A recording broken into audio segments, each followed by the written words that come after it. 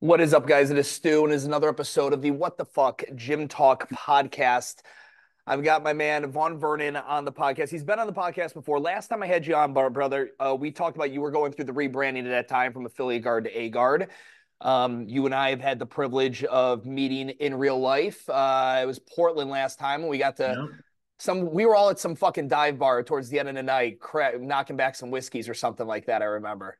Yeah, that was a good time. That was before the country got all fucky with Rona. Can you imagine? I mean, when we were there in Portland, it was a little fucking like, I mean, I remember hanging out. I mean, there was shit on the streets or whatever, but it wasn't like what it is today. I have to. It's got to be 10 times worse today. Oh, a gajillion times worse, dude. Fuck. One of Yeah. those places you just got to say goodbye. It's gone. Just Yeah. it's not coming back. That in San Francisco. All right. Fuck, dude. During the shutdown, I had like three gyms get burnt down to the fucking ground with the rioting up there. No kidding, I know. bro. But what are you gonna do? Well, good thing they had you. Yep. Yeah. We gotta Is figure it that a out. thing? Is there a rider in their insurance for Antifa? Is there a special Antifa rider? Yeah, I hear you. If you put them on a lead diet with the 226, they stop doing shit.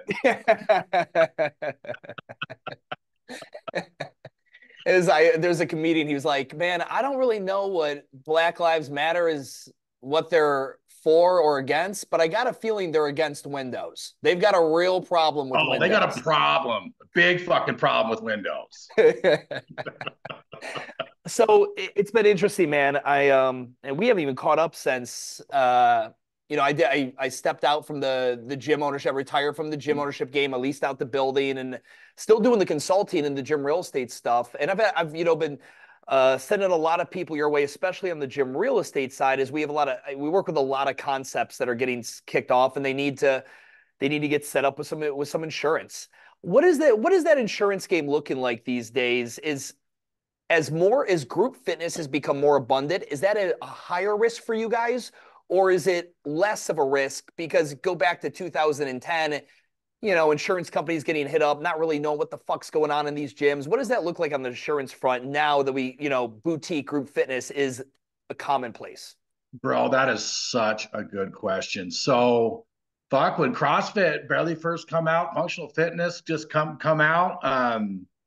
A lot of these underwriters looked at this business model as if um, you were running a full blown crystal meth lab in a fucking daycare. They didn't want to touch this shit with a 10-foot pole, right? Now we have so much loss data for fucking what, decade and a half of data where it's not as gnarly as everybody thought it would be. Yeah, you get somebody getting fucked up here and there. That's just nature of the beast. But I think a lot of it too, Stu, is smarter programming. A lot less, you don't get gyms anymore that are doing hero wads every fucking day. And the temperature is a lot less than what it was before. I feel the rates are a lot more steady. I'll tell you what's not steady though, Stu, is these fucking property rates, dude. So let's go down that rabbit hole for a Yeah. minute with these buildings and shit. So Lloyd's of London, they invented insurance back in the 1700s. They are judge, jury, and executioner. So on the property end of the stick, the property piece is property and casualty, and dude, the rate on property for buildings is just fucked. There's no other way to put it. Let me give you an example. There's this dude out of New Jersey. I've done his business insurance forever. He works for a huge uh, conglomerate called Hub. They're one of the biggest players in the country. So he was telling me about this HOA he was insuring in Miami, and the expiring premium was like 165 grand. Renewal came in at 825,000 bucks. Best they could do in the marketplace. So there's a couple of different linchpins that are tweaking this. So number one is you have all these crazy fires that are burning houses down, burning buildings down, shit like that. So that's a caveat for sure. And number two is fucking inflation and building material and labor. I mean, fuck, dude, that's doubled or tripled, you know? It's great. So So you're not right. So what you said, we got a client on the gym real estate side. He's like, yeah, I had a broker. I didn't really think he was doing much for me, but he was really hell bent on this one property. And I looked at it and I'm like, you realize this is in a flood zone, right? He goes, what's a flood zone? I'm like, Jesus fucking Christ. Like, yeah, it's little things like that because, you'll get a gym owner who's either going to lease or maybe they were looking to purchase a building. And it's just little things like that that they don't even think of. And then they're going to contact you and be like, why is this fucking thing so yeah, high? This premium so high? Oh, nobody told me that this area floods. What is it? It was like 9 out of 365 days, there's going to be a potential flood. And yeah, that's a that's a problem. lot. Yeah, that's a fucking problem. Yeah, that flood insurance, dude, is the devil. That's so expensive. And they're rating you off. So how they usually roll is, so if, say your building's $1 million, they're going to rate you off a 5% deductible. If this thing gets washed out or whatever, you're out of pocket that to make yourself whole again. So, dude, that's got to be rough for them. It is. I'm curious. So with the rise, my business obviously over time has evolved. I was into that when I started the consulting in 2015. I'm pretty much primarily CrossFit for the next 3 to 4 years, and then now I'm primarily franchise, boutique, open gym. I've got a good nice size portfolio of pretty much everything. It's no longer all that. Is your insurance been the same? Are you guys bringing in other models outside of CrossFit as well? Are you seeing the MMA and mixed martial arts, Brazilian Jiu-Jitsu studios, all that kind of stuff? That's the focus for this year, actually, Stu. Really? Yeah, it took me a year and a half to convince my underwriters that jiu-jitsu and MMA isn't what CrossFit used to be starting out. It's a lot more reeled back in.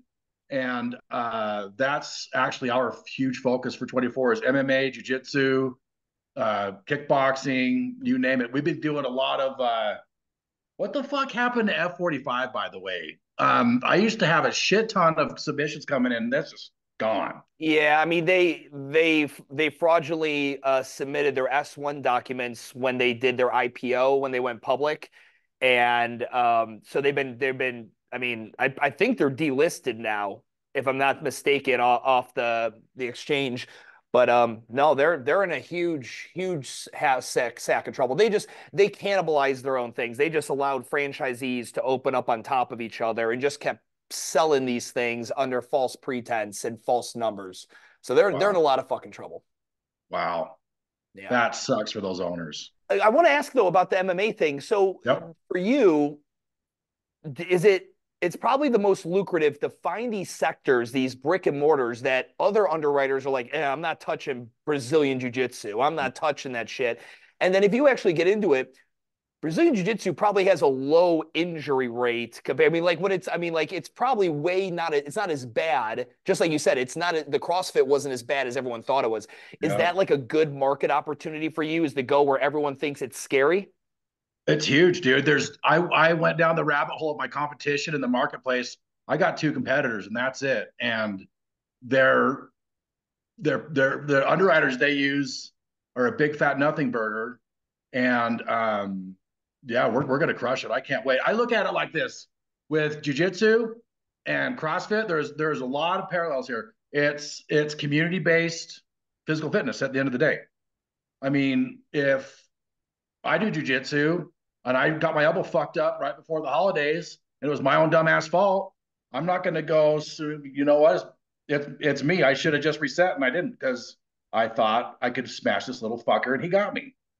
And that's the funny thing. A good buddy of mine locally, he's going to go to this jiu-jitsu studio down the street. And I was thinking about that from a business perspective. If I get hurt at a CrossFit gym, I'm going to blame the coach or the owner. But if I get hurt at a jiu-jitsu studio, I'm not going to sue my rolling partner or the studio owner. I'm going to just think I was being a dumbass or I was being a little bitch. It probably like you probably don't get that many claims. You don't. You don't, dude. And the Yeah. claims that do come in are just freak ones. Say someone caught their toe in a mat and twisted weird and popped the toe out, or you get, maybe get scratched or some shit. I'd be more worried of like MRSA, ringworm, impetigo, like more like the wrestler kind of skin Yeah. disease kind of shit than anything else. Yeah, they do such a good the jiu-jitsu gyms that I've been talking to about the sanitary end of the stick. I mean, after every class, they're Johnny on the spot, cleaning shit up. If I've got these sparring protocols in place where if you get cut, you're done. You know, if you're feeling fucky, you're done. And it's I got into a debate with one of my gym owners. She didn't like the sparring guidelines, and she's like, "What do I do? Do I need to put this into my waiver and make every one of my athletes sign off on this?" I'm like, "If you want to, if that makes you sleep better at night, absolutely. But at the end of the day, it's your job just to educate these people on this is an inherently dangerous activity. Check your fucking ego out the door. If something feels weird, just reset and start over." And that puts the gym owner in a position where the negligence factor is out the door, educating their clientele on how this is an inherently dangerous activity, just like CrossFit. And if we get an attorney come after us and sue us, it's going to be hard to pin negligence on this was a them problem, not us. Swifty said it best. What I take you as definitely a Swifty. I can Oh, you're I love definitely a Swifty. it's my daughter, dude. She's out of control. Bro, same thing. My kid was she's sick. She was Taylor Swift for fucking Halloween, right? Wow, Yeah, that's she was aggressive. Taylor Swift for Halloween. She's got the blonde hair. I got her a guitar and she just walks around the house just fucking strumming and singing. I know every goddamn word. So question, this is me more selfishly asking. When I'm preparing, like I got a startup concept or whatever, is there any general like especially when I'm looking at someone signing a lease, I estimate generally $2.50 a square foot for utilities, just average, right? I estimate insurance premiums going up with every year of business between 3 to 5 to 7%. Like, what are some general, tried and true general? You still got to call Vaughn, you still got to run the numbers, but like, what is someone's like? Okay, what should I estimate for my insurance? Is that based off square footage? Is it based off revenue? Yeah, it's based off two, actually three. So we got number of members, gross sales, excluding like merch and protein or whatever, and your business personal property, so all of your equipment, and how much money you dumped into a build out. So Got these two right here, the equipment and the build out are on their own coverage form. The general professional liability rated off sales, athletes, stuff like that. So let's talk about like a startup, right? So a startup gym, let's say we got a $50,000 bill in equipment and another 75K, let's just call it 50K in improvements and betterments. And we usually rate a startup gym anywhere from 75 to 100 heads. I'm going to say maybe two on the year ish if we don't have anything fucking on your lease for the landlord. So 2 grand on the year. Yeah. Yeah, Yeah. it's okay. So that's 2 grand. That's about 100,000 in equipment and build out, and then around 100-ish members type scenario. 2 grand, Yep. and then as you grow, as it grows, because generally that gross revenue, those receipt, that gross cash is going to grow faster, and the membership will grow faster than additional equipment Equipment. that Yeah. especially if remote like in those boutique scenarios, the franchises, the metabolics, the F45s, they have one equipment package, they never have to buy anything again. They buy everything once versus CrossFit gym, every time fucking Rogue comes out with a new something or another, gym owners are buying new shit left and right. So how much of like more new equipment acquisition over the years increases the insurance versus just the increase of members and cash flow? Okay. So that piece of the puzzle, the equipment stuff is a lot cheaper than the general professional liability. So let's talk about this. So I've been getting a ton of gyms adding in cold plunges and saunas, right? Yeah, yeah. Yeah, that's a thing. So that's usually $7,500 nut after the day after electrical and all the things. So that might be an additional 150, $200 on the year to insure that. So let me talk about this for 2 seconds, bro. So if you're getting a sauna in and it's like a 220, whatever, please fuck get a licensed contractor to install that. Don't do it yourself. We had a fucking fire. Yeah, yeah. Don't do a Yeah. 220-volt outlet DIY you watching YouTube. Yes. Yes. That way, if something gets fucky, we can go after the electrician and you're not the one holding the bag because you're basically the insurance company if that happens. Yeah, and not only you're facing the insurance company, your landlord's gonna be up your ass next as well. Oh, stage five clinger. You fucked up. Exactly. Yeah, Yeah. 100%. It was when I brought the brewery into my building, and we were going. I was looking over all their insurance docs. The insurance for a brewery, like all the ride for like fights and all the random shit that could happen at a brewery, and I Yep. mean it was fuck. It's not a business. I'll go to them. I don't want to own one. That's for sure. Yeah. That's a lot of liability. It's a ton. I mean, you know, the amount of cameras and stuff and all that on the outside they had to put in, and all that is impressive. Let me ask you this. A lot of gyms I work with now, you've got a cash investor funding it. I've got the owner operator who's going to be developing sweat equity over a certain period of time. That investor, what's the opportunities and how do you explain to everyone like key man insurance concepts? Okay, so I'm the SOB, son of the boss. My old man put a key man on me.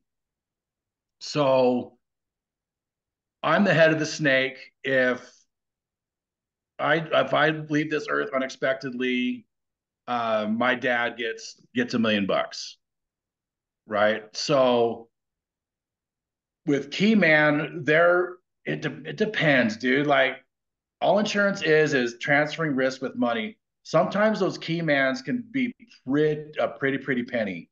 I would probably think, it kind of depends what the risk appetite is of that said investor. I mean, if you did a key man policy for like 100 grand or something like that, that's pretty cheap. That should don't. Then these are ish numbers. That might be like 75 to $100 a month. Could you just explain to everybody what key man insurance is, essentially, what that's for? So the key man insurance is well, I'll use me as the example. So I'm the face of the brand. I'm the marketer. I have all the relationships with the underwriters. I provide all this revenue into the agency and employ all the team and all that stuff. So it would take, if I die, this $1 million in theory would be to replace me, to find someone to replace me to do all the ins and outs that I do. So that's it in a nutshell. Got it. Yep. And it's interesting. When me and my business partner bought that building, I was obviously the owner operator, and I was 51% cash in and equity, and he was 49. But he went and got a key man policy on me because he's more concerned if I go down, I'm the owner operator, I'm the one paying the rent. I never thought to get one on him. And the way life works with its sick sense of humor, he's 50 years old, gets, I'd say about a year after we closed on the building, gets diagnosed with cancer, and he died last year. So then I had to, the bank didn't call the note or anything. I had to then go and buy his portion out from the estate. And, it was a whole thing. But I went back and I was like, fuck, I should have gotten key man on him. Yeah. It's, Yeah. but I've heard that about key man insurance. It's, you better, it can be very pricey. Is it better to just do like a life insurance with the beneficiary being the partner? Well, and then so every state's different on this, dude. That's a great question too, man. If the life insurer finds out this is a business relationship and who the beneficiary is, then there's probably language in that contract of no, Yeah. that's got to be a key. Thanks for your money. Go fuck yourself, right? Yeah. So that would be if you guys are going down that key man rabbit hole, find a life insurance agent that is licensed in your state to ask all these questions because there is a shit ton of moving parts with those. Um, I want to talk about, I've got a lot of guys now in the process of acquiring and purchasing property, and there's going to be, there's going to be an upfit.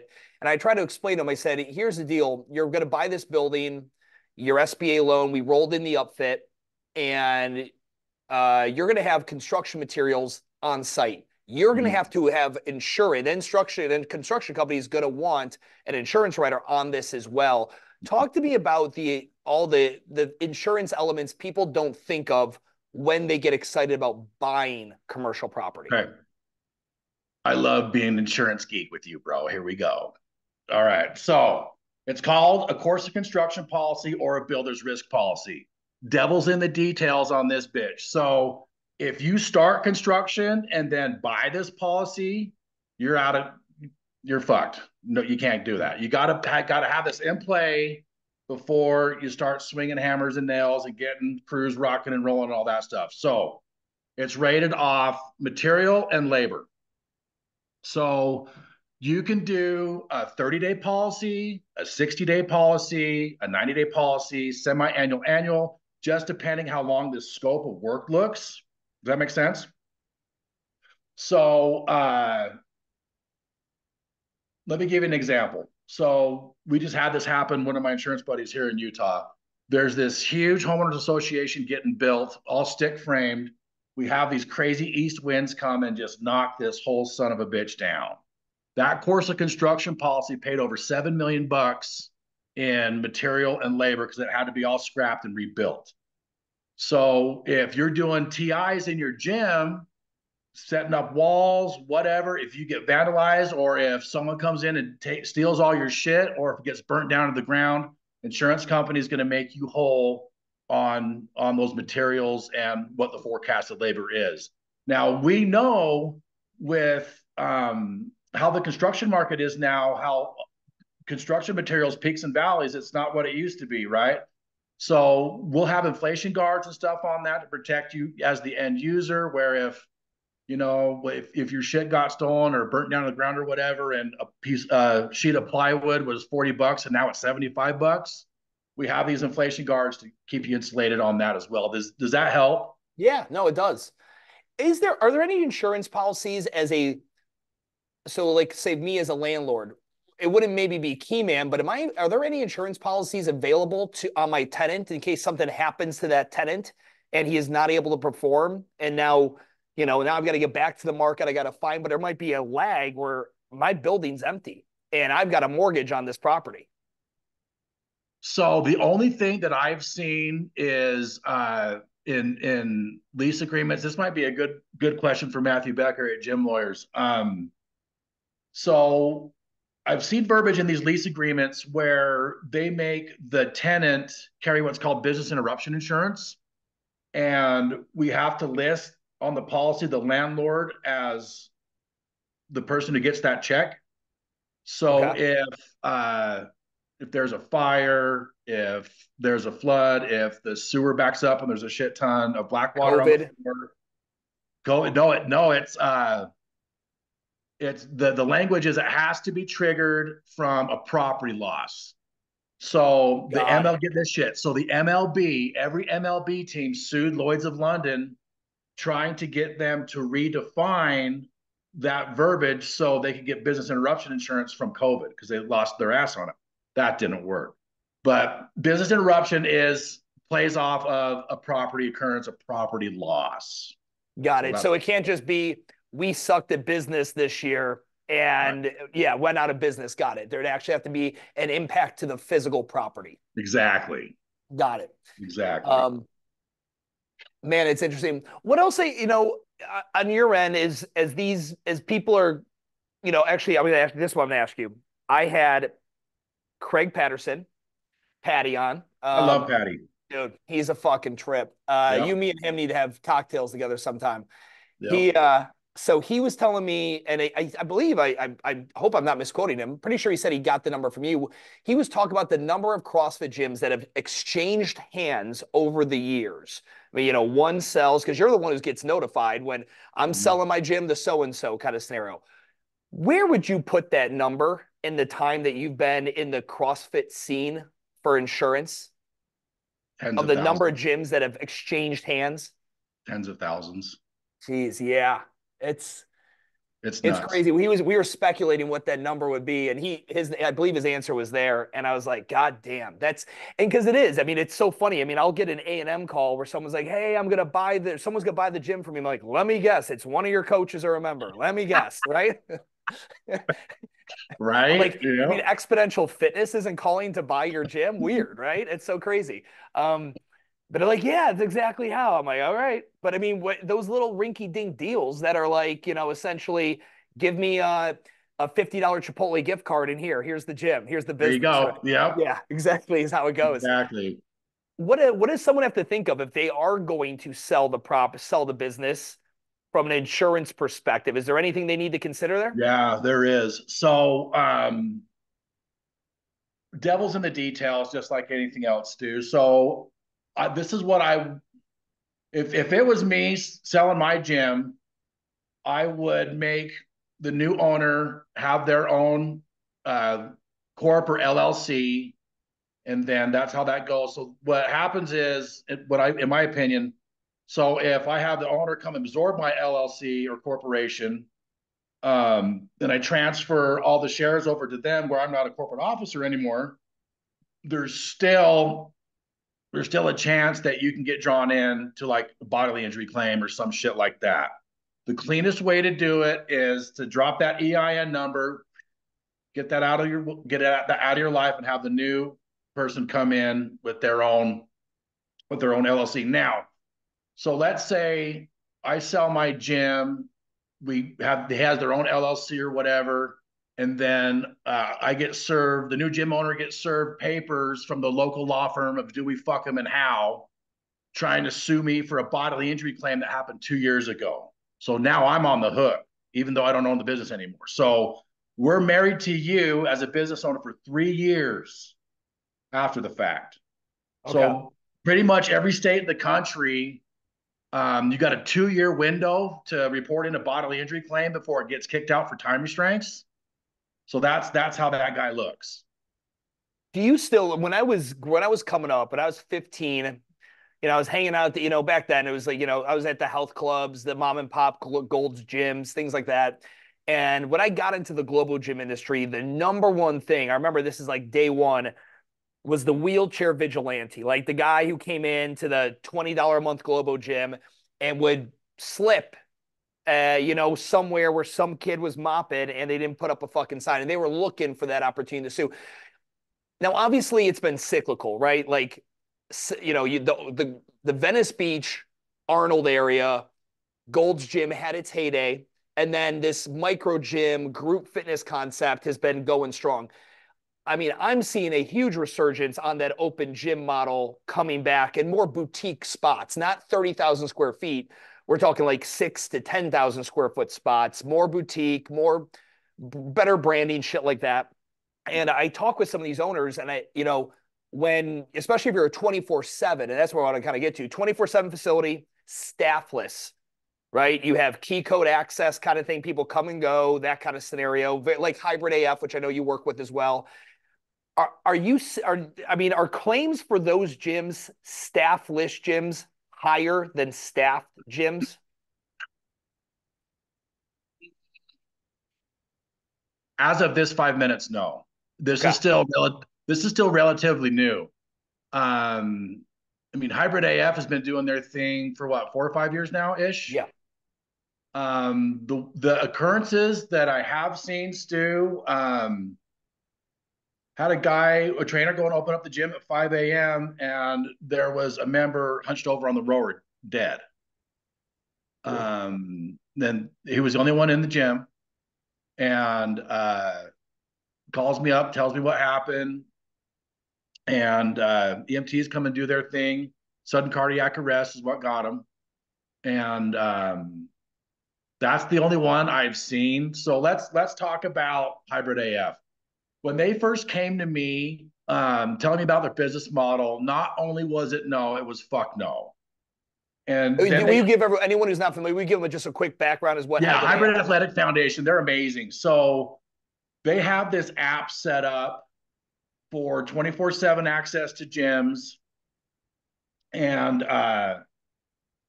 they have it turnkey where they're helping you out with video surveillance, with the key fob, with it pings you every time Joe comes to work out, whatever. So when I was telling the guys at Hybrid AF, like, this dog ain't gonna hunt, guys. No way. You have to have some form of loss control in place. So they came back to me and like, okay, we got this on the app where when the member walks into the gym, their phone screen turns red, where if they get fucked up, they press their button and the local EMTs get deployed to their drop pin where they're at. So that's basically the secret sauce of why my underwriters signed off on this model. With I feel with the job that they've done is fucking amazing. I take my hat off to them. I really do. But you get these other gym members or the gym owners, excuse me, that want to DIY it, which is fine. If they're going to do that, you're going to need emergency lanyard systems. You're going to need video surveillance. You're going to need keyless entry. You're going to need 24/7 verbiage on your waiver. If anybody needs help on that, I got templates out the ass for that. No minors are allowed for this either. BTW. That's no bueno. So with those, and this is kind of the progression of the industry of the community, right? So with all those safeguards in place, we're good with it. We don't charge extra premium. You just need to have these safeguards in place. I've had the Iron 24 guys on, which is a franchise out of Texas. Again, think of more of a strength focused Globo gym, like a Snap Fitness, Anytime Fitness type scenario, smaller footprint, 10 to 12, 15,000 square feet, but it's 100% staffless. Besides the cleaning crew that comes in every day, not a single staff member on site. There's iPads when you come in, you have to key code access in and out, all the retails in, like, the vending machine with Apple Pay and blah, blah, blah. And it's interesting though, because I've been going back and forth with people like, well, I want the connection. I'm like, the front desk girl connection, like all that is someone that one of the guys at the gym is going to try to fuck this month. That's literally who the front desk girl is, right? And nobody wants to be a front desk girl forever. So you just signed yourself up for hiring a new front desk girl or guy every fucking 3 months.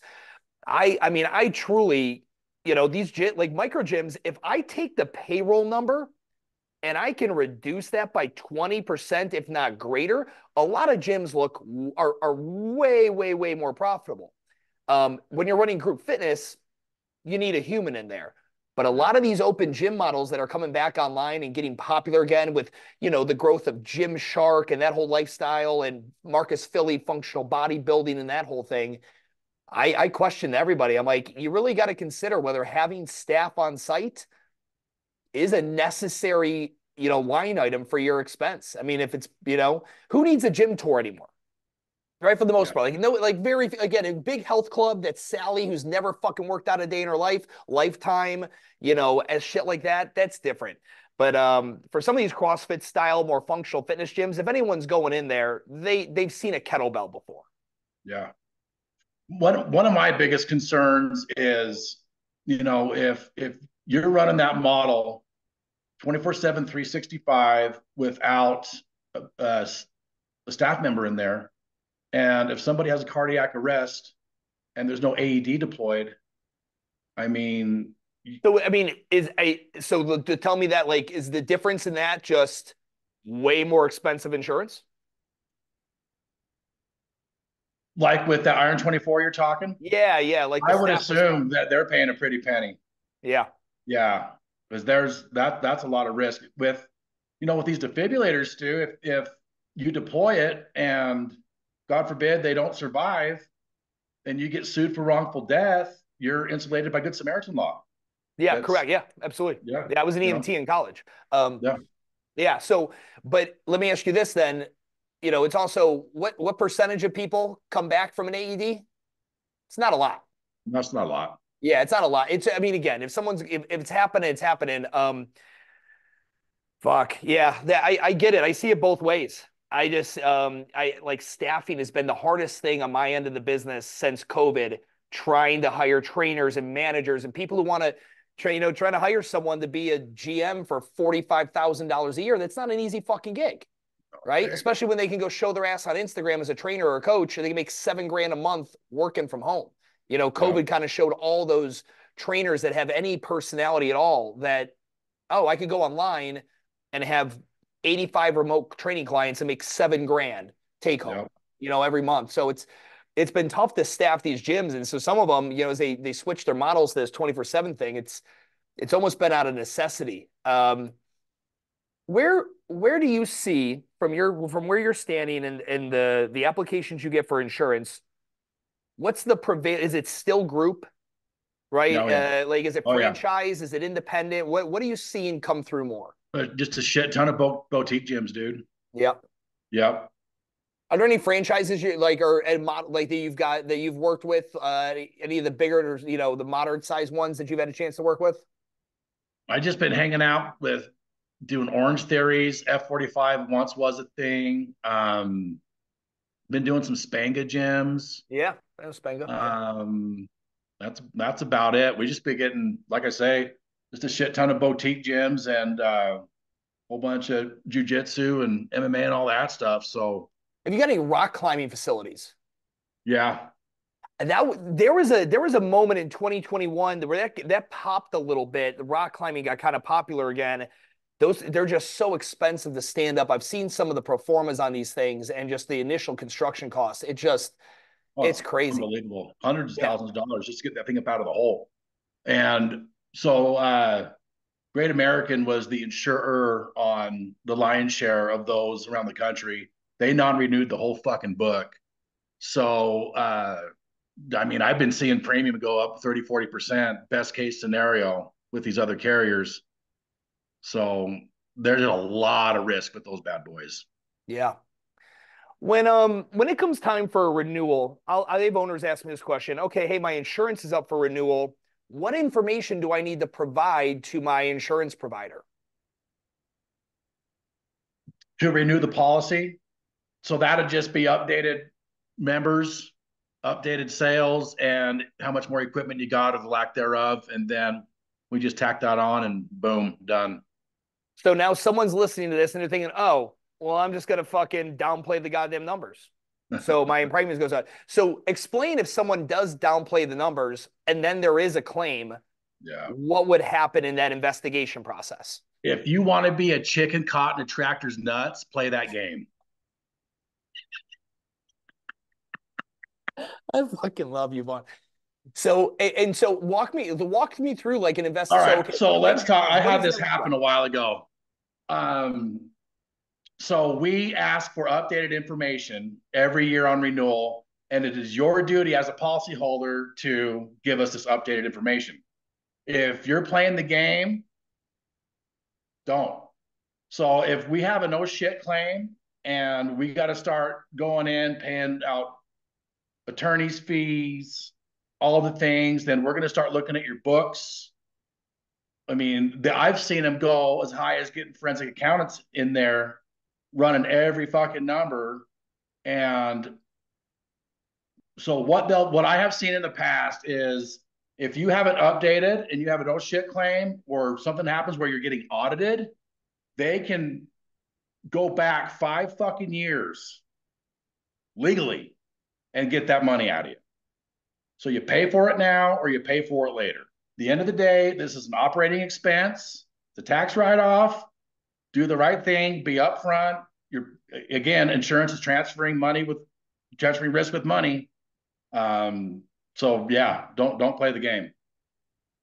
I want to kick over to which I still use through your guys, health share. Yeah. Walk me, so just give everyone the rundown as to what health share is compared to insurance. Okay. So it is not insurance, and there's a lot of people don't like that because insurance is regulated.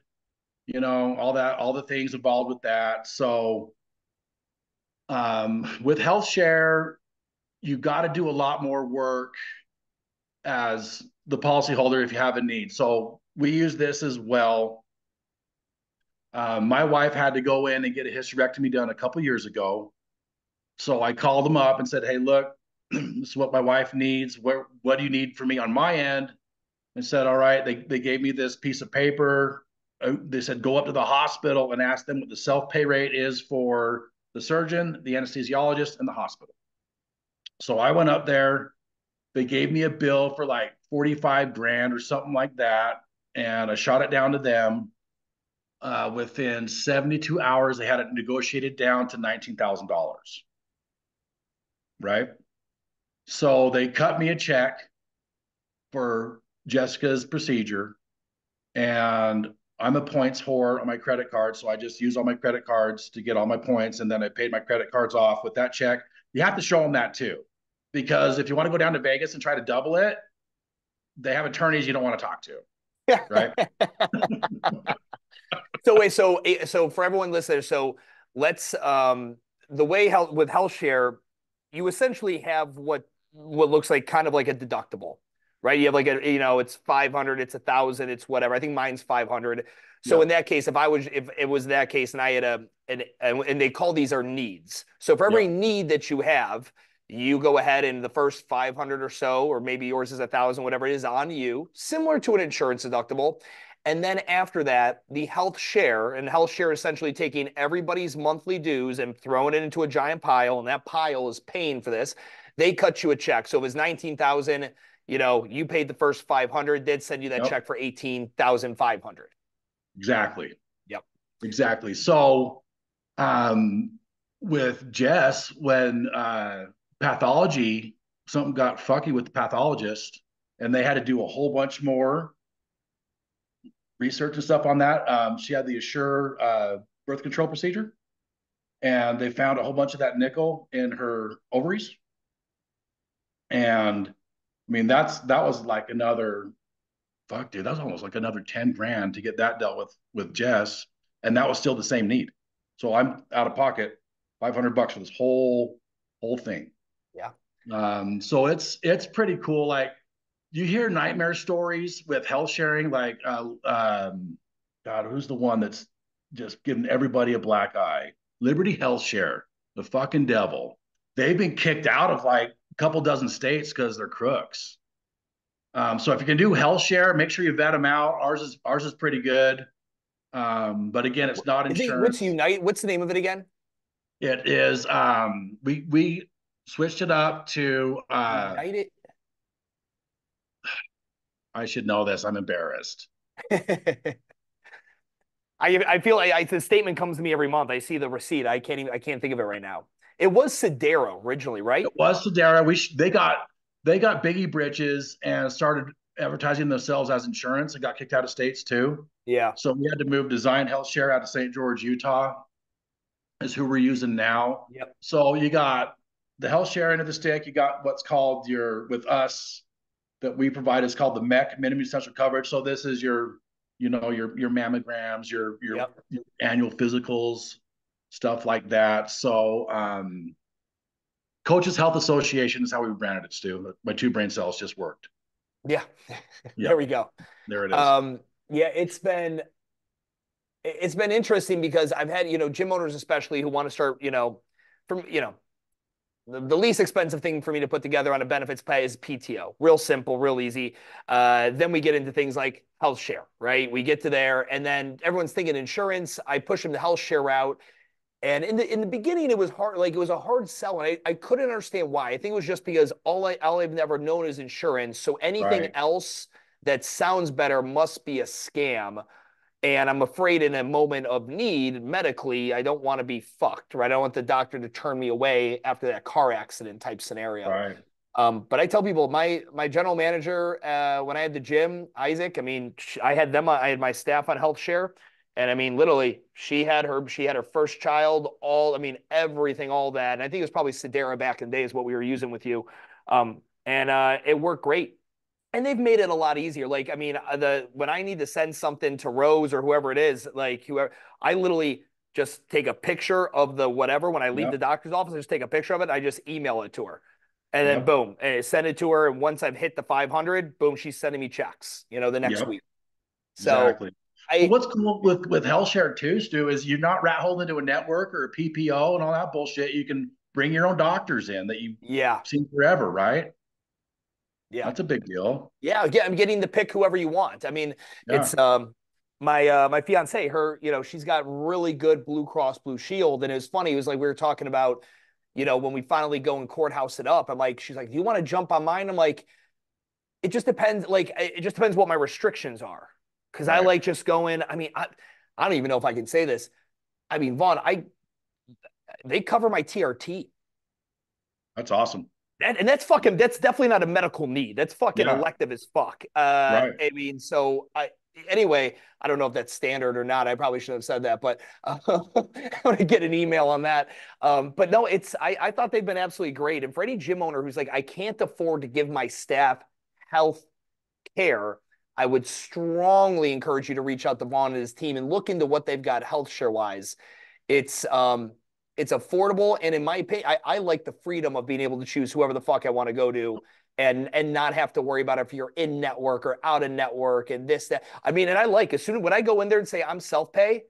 I mean, I went in there, I had to go get a procedure done, and I was like self pay, and I got the bill. I was like, that's 3 digits. That's in the Yeah. hundreds. Like that's Yeah. in the it's like hundreds. I was like, holy shit. I was mad it wasn't more expensive. I was like, but fuck, I was like, for a second, I was like, oh my God. Like, but they really will negotiate those prices down. And it's Oh, crazy. it's unbelievable. Well, it's crazy. It's like, then why is it $45,000 if you can negotiate it down to 19? Yeah. It's like playing a bad game of poker, bro. When I got my fucking hip done back in 2013, 2015, it was 2015. I had $10,000 deductible. Wasn't doing that well at the time. Kind of leveraged out. Had to refinance my fucking truck to make my deductible. And we start jumping in with Sedera. I bring it up like, oh, I see a deal from Blue Cross Blue Shield, 110 grand for my hip. They're like, oh, that's 30 grand all day, all day. Yeah. Son of a bitch. Yeah. Talk about charging people to live. What's cool too about these gym owners, if they go down this health share route, is they can either pay it in full, pay half as part of their compensation package, or here you go. What do you want to do? Sure. You Yeah. know, Yeah. You can come up with versus them. with health insurance, you got to nut it all up. Correct. Yes. 100%. So I've always been really grateful that you went that route and you explored that because not a lot of people were doing that back then. What year was that? That was what, 13, 14? Yeah, it was early. Yeah, It was real early. yeah. Well, what are you doing these days, man? Now, I mean, like what, when you're not slinging insurance, what are you doing for fun, dude? Wrestling with dudes a couple times a week. Are you doing Brazilian That's, Jiu-Jitsu? yeah, Yeah. yeah. I've been doing it off and on for a year. I'm like a fucking 10-year blue belt, bro. So just doing that. Old man winters here in Utah, so I'll be riding my snowmobile on Monday. We just got four feet of fresh powder up in the mountains. Nice. And then next week, I'm heading down to California with a couple of my buddies. There's this thing called King of the Hammers down in, What's that? so it's like the Super Bowl of off-roading. Okay. I mean, you got $1 million trophy trucks just getting it. So we're gonna go watch those guys with that fuck you money grenade all their rigs. So that'll be fun. Where in Utah are you? So I am in Davis County, so I'm like 15 minutes north of the airport. How far are you from Logan? I am 45 minutes south of Logan. Father-in-law, he Chuck Fedorka, he's the COO over at Free Motion, iFit. Oh Um, no way! yeah, out of Logan. I've been wanting to go up there and see the facility and check it out and all that. And I've been trying to just make my list of fuckers I know in Utah. Well, you got a Yeah. place to stay if you want to roll on by. Yeah, dude, that would be dope. That'd be dope. Vaughn, if anyone they were listening to us talking, they want to get in touch with you about either insurance, waivers and templates and keep yourself legal and safe kind of shit or health share, what's the best way for them to get in contact with you? Vaughn at affiliateguard.info. Word. Guys, I'll have that down in the show notes. Buddy, it is always good to catch up with you. We need to do it again in person sometime soon. Hell yeah, my brother. Thank you so much for having me on. Have an awesome weekend. You too, dude.